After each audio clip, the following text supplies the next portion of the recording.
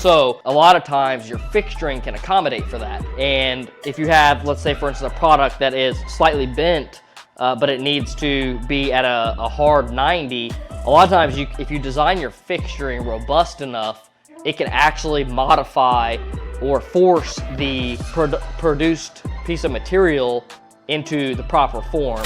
So that way, whenever the weld is performed, it is performed at the exact precise location where it needs to be.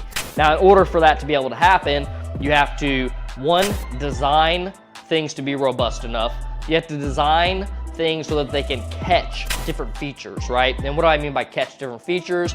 I mean, let's say you have like some cylindrical rod and it needs to be over in a certain position. Maybe it could be up and it could be down, and you have some clamping mechanism that clamps over this way. Well, you may want to have some like initial V shape that gives you a tolerance to be able to catch the product. So that way, if it's up or it's down, that V shape will catch it, and then have a feature further back into it